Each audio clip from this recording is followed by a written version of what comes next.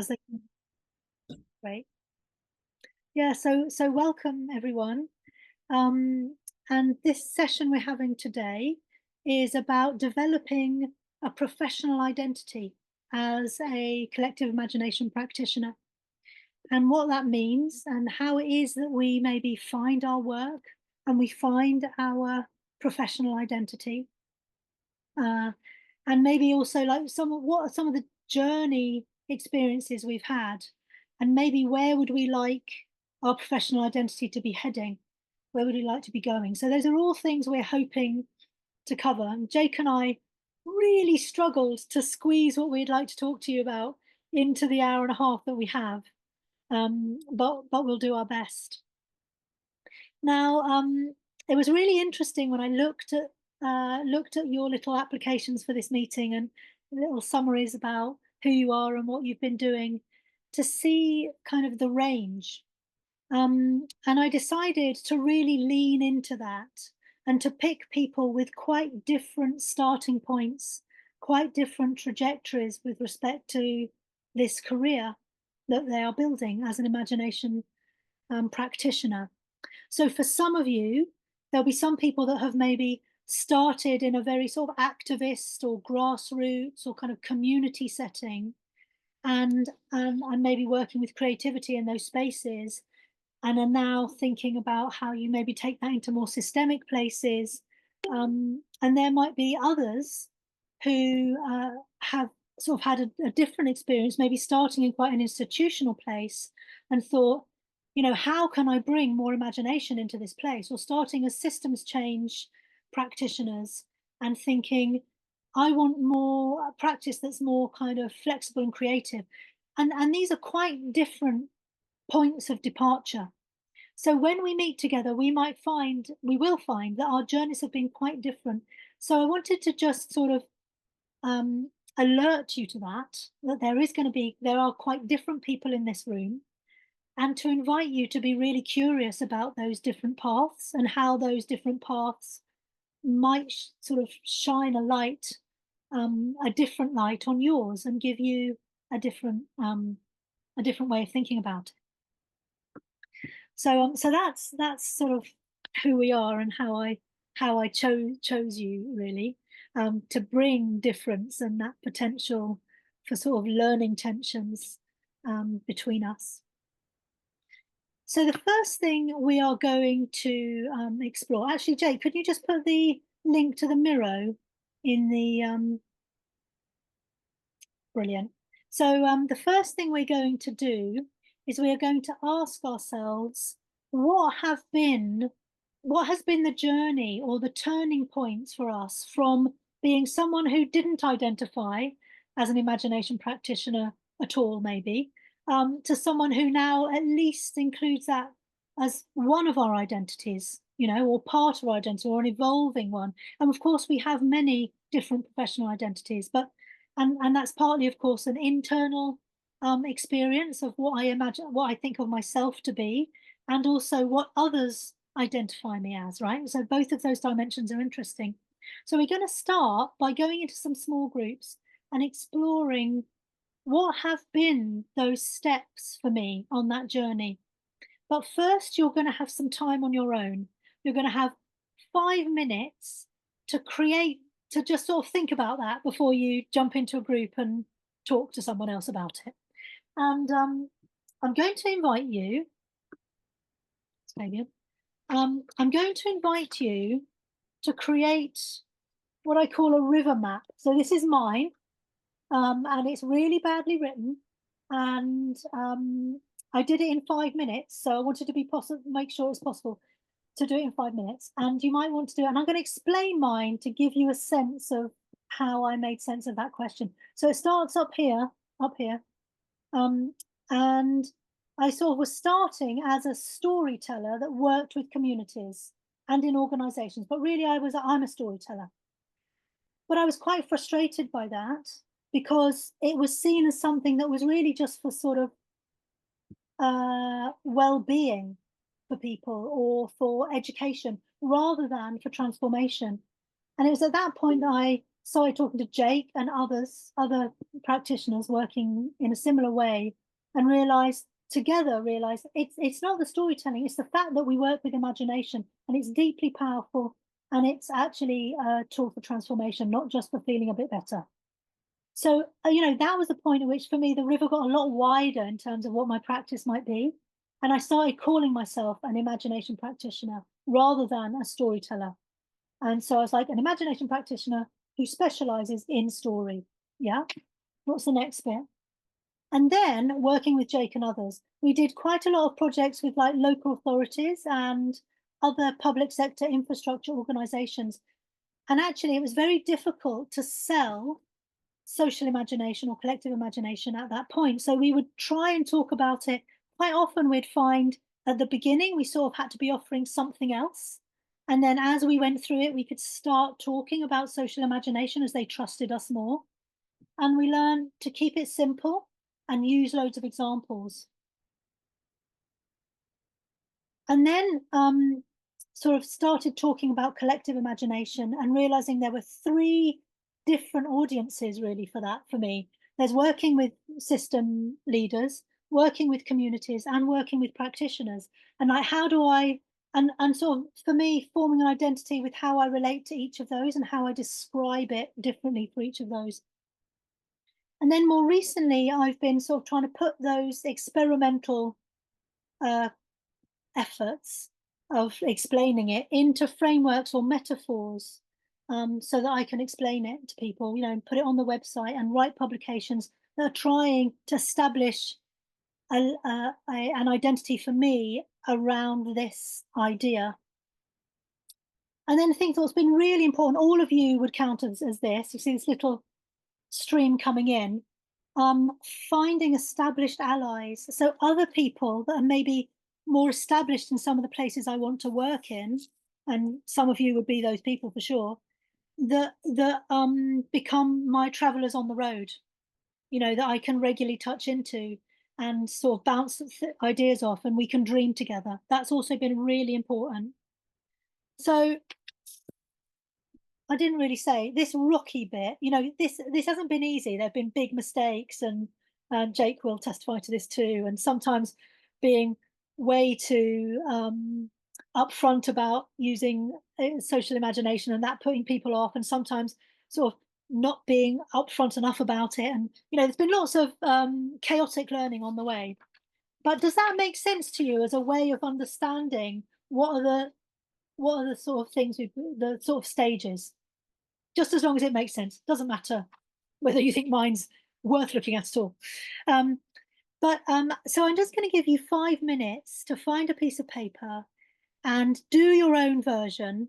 And you can either, when you go into small groups, you'll then get the chance to sort of talk through your version with two other people and make sense of it together. Does that make sense? Is everyone cool with that? Great. Feel free to turn your cameras off for 5 minutes.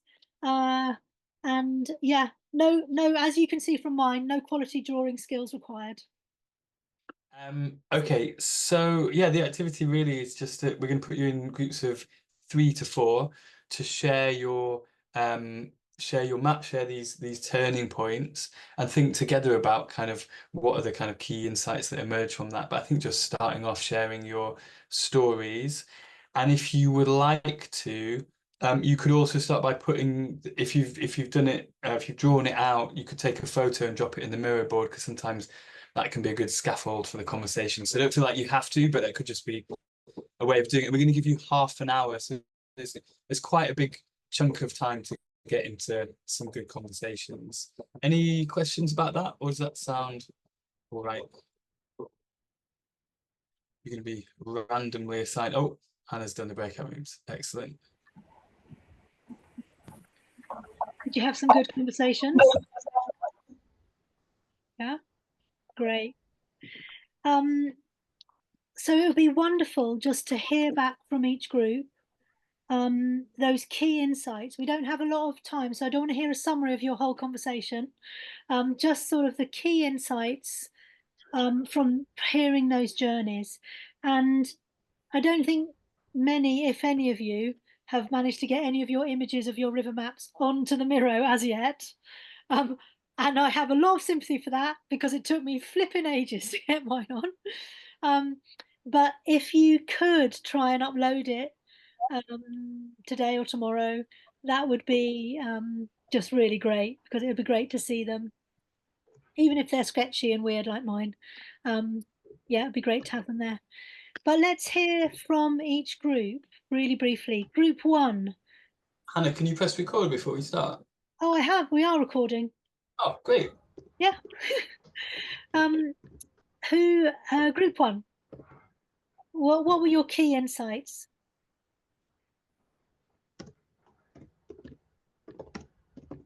Group 1. Do you know who you were?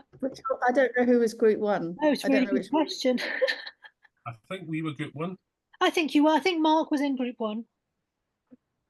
I think we were. And we just had a wee message there from Pooja.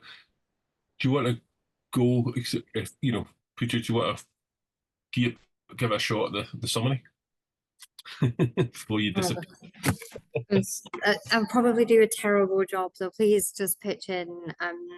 I think we're all at very different different places in our journey, and there've been significant socio-political global events that have often shaped or impacted the way we think about the world, or the way we think about our place in the world, and how we can utilize collective imagination practice.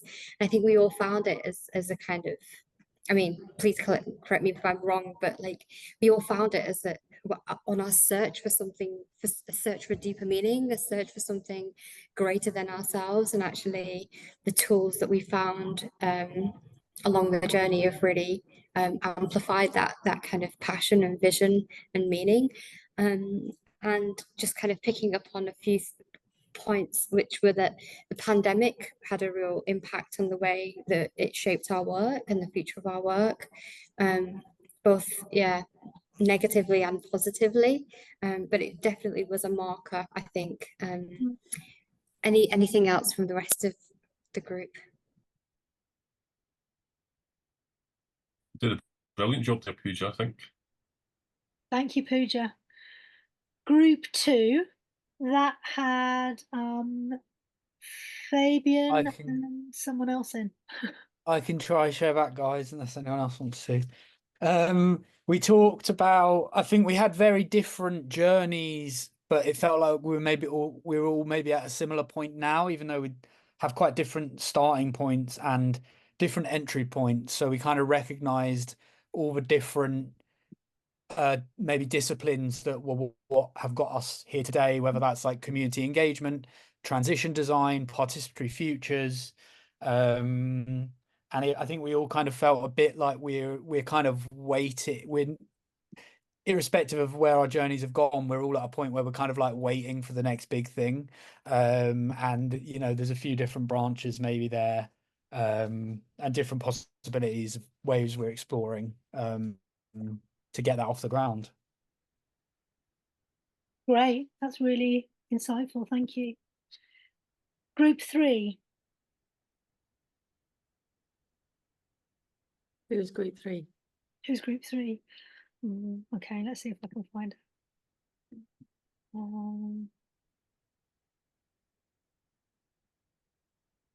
I don't know, another group.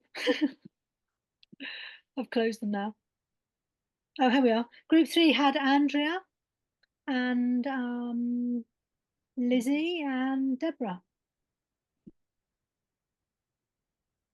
Shall I go?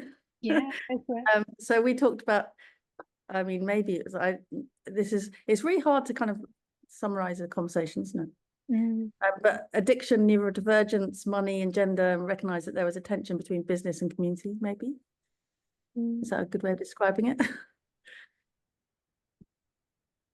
And it was quite interesting coming back, because actually there was a lot of men on the call that I suddenly kind of recognized, and I had made this kind of sweeping statement about a lot of these kind of spaces have got a lot of women in them. Okay, not always.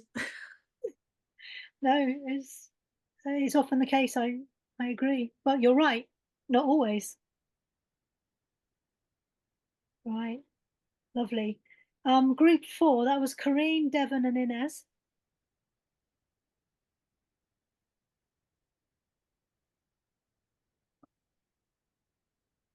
I'm happy to say a little bit about that, but I'm not sure. I'm sure we said so much. I'm sure I'll miss a few things.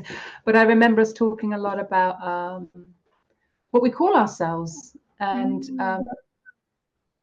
language, and how language can either sometimes put people off because they feel it's unfamiliar, or sometimes it's just the right language, but it's not the same language for everyone. And we also talked about maybe creating a sort of ecosystem of all the different strands of imagination practice, so that we can kind of feel into this sort of adjacent practices and try and work out what it is we're actually doing, and then how we describe it, and have some more of those tools. But if anyone else, I don't know, Devon and Karine, do you fill in where I might have left anything out? You really covered it. The only thing I will say to add on to that is I think that we should do like a global imagination festival so that we can like really bring people together in spaces to like be chewing out what is the language, how do we play with this, what can we learn from each other, and the different like cultural understandings of what imagination is. So, just a dream. It's really interesting to hear that alongside what the last group said about people coming into this emerging sense of a discipline, or a sector feels a bit strong, but this emerging sense of a discipline from a methodological perspective, but it being something deeply rooted in longing for something different, rather than longing for a method, if that makes sense. So something really sort of with a kind of an activist heart, and also then how that connects to how we language what this is. Is that the activist heart, or is it a method, or is it somehow the coming together of the two? I don't know. That's what I'm noticing. Group 5, Jago, Joe, and Savannah.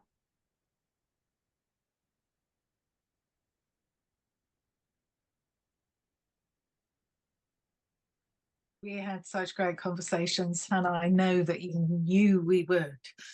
And I can pick up a little, and then I'm going to leave to Savannah, Joe, to add to that. But that sense of languaging really resonated across our conversations, coming from different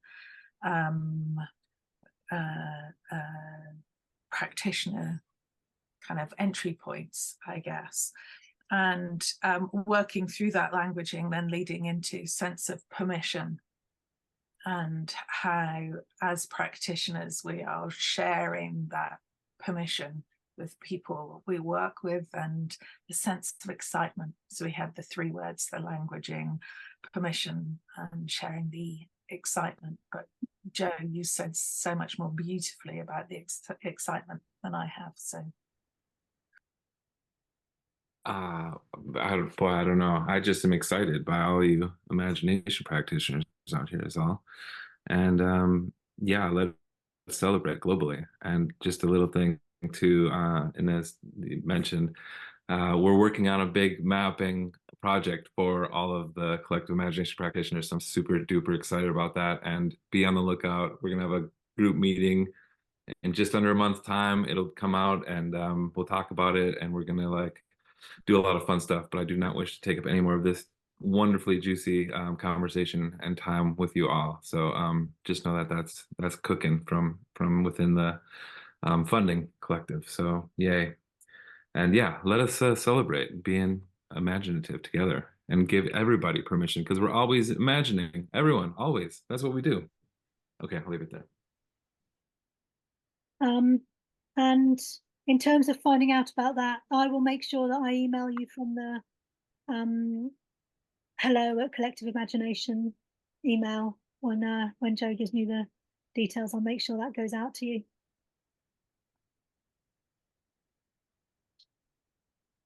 Well, that gives us some real sort of threads to start with.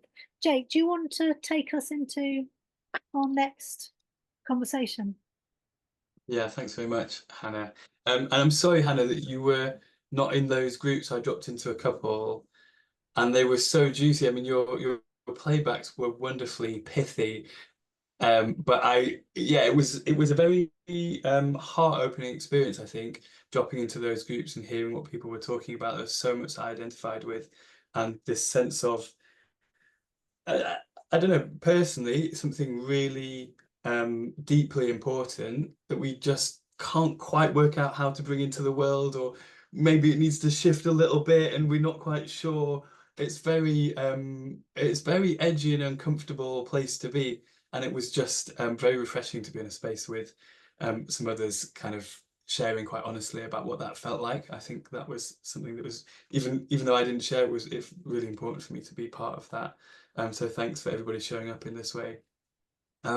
So the second part of this conversation, we thought we would do almost a bit like a kind of open space, like a bit of a chance to talk about things that would be that we feel could be important to go a bit deeper into. And we had a couple of questions that we were interested in, but they might not be what you're interested in. So I wonder if we could just take a couple of minutes, just if you were, if we've got, let's say, 15 minutes in the breakout room with all of these, or with some of these amazing people, thinking, our focus is about how do we build professional identity. So how do we, how does the way that we understand ourselves and the way that other people understands us, how does that help us do the work that we want to do? So any questions around that as a subject that you'd really like to go into a breakout room with people on, perhaps pop that in a chat and then we'll set some up.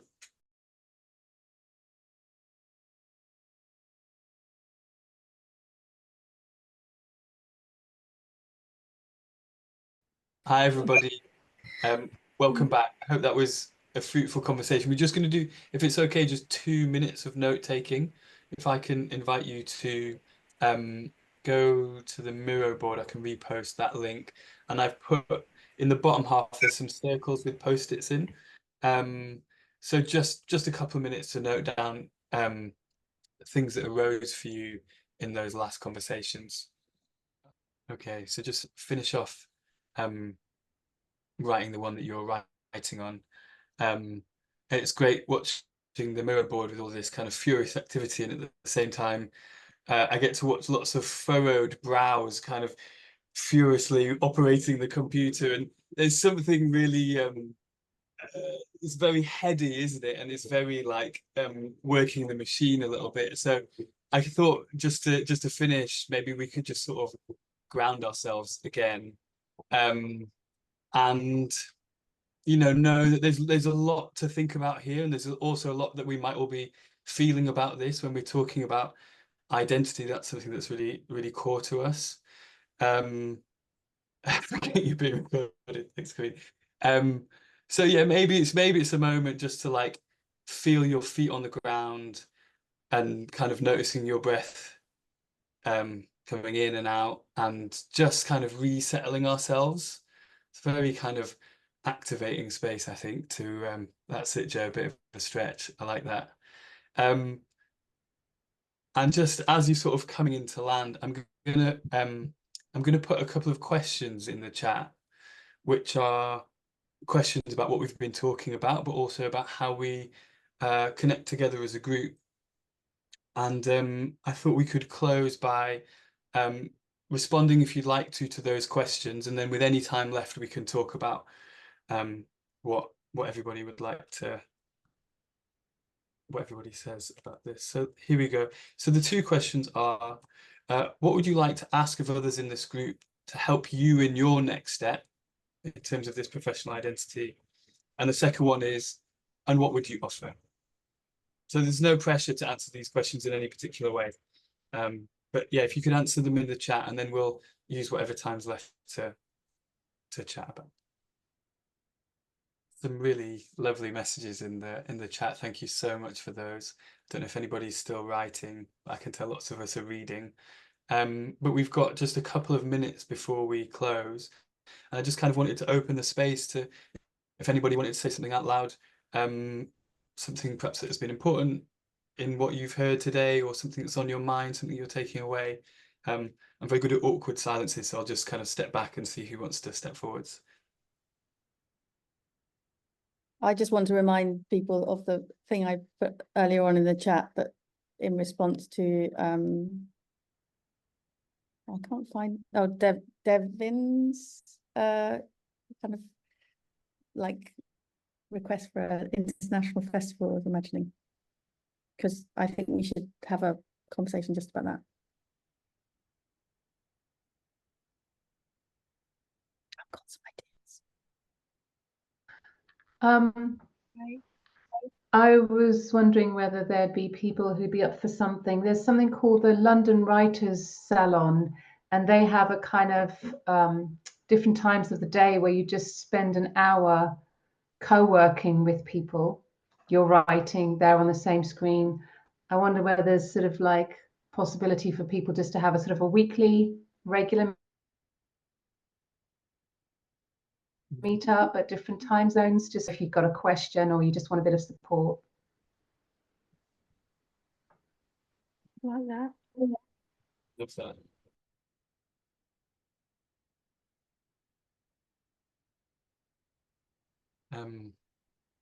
Hannah, I think we should end. Yeah, it's time. But what a wonderful hour and a half we spent together. Yeah. Really appreciated it. Guys, thank you so much for spending this time with us. It's been absolutely fantastic. I feel recharged. Yeah, so hopefully get to hang out soon. One last thing.